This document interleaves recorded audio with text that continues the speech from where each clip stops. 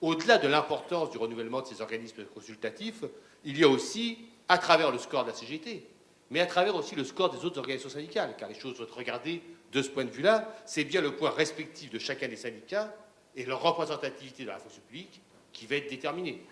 Et je rappelle qu'elle va être déterminée pour 4 ans, puisque la durée du mandat sur lequel nous avons tous voté là maintenant, c'est une durée donc, qui vaudra de 2015, 2016, 2017 et 2018. Et ça sera évidemment aussi un signe fort, ne nous y trompons pas, un signe fort donné de l'appréciation qu'on a de la politique aujourd'hui menée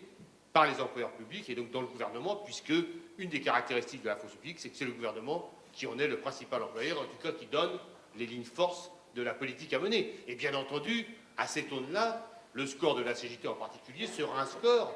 qui dira si oui ou non, comme moi je le crois et comme je l'espère, les agents de la fonction publique condamneront une politique qui va au sens inverse de l'intérêt général et des besoins de la population.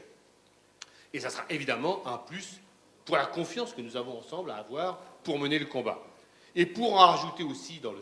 l'aspect fondamental de scrutin, je rappelle aussi une donnée qu'on oublie peut-être un peu trop vite, mais que demain, à partir du 1er juin 2015, seules les organisations syndicales ayant obtenu un siège dans l'organisme qu'on va avoir renouvelé, comité d'établissement, comité technique, etc., seront déclarées représentatives et auront le pouvoir de négocier. Ça, c'est une des bascules fondamentales de ces élections que la CGT revendique, parce que la CGT considère qu'il y a une démocratie sociale et que la représentativité syndicale, ça veut dire quelque chose. Je le dis d'autant plus que je rappelle aujourd'hui que dans la fonction publique, territoriale, hospitalière, État, le pouvoir est donné de négocier des accords et de signer, que ces accords dans la fonction publique ne sont valides que s'ils sont signés par des organisations syndicales qui représentent la majorité des personnels des élections professionnelles. C'est donc dire, je crois, lorsqu'on relie l'un à l'autre, représentativité, pouvoir de négocier, accord majoritaire, cette nouvelle donne dans la fonction publique, combien aussi elle est importante et combien elle doit nous interpeller.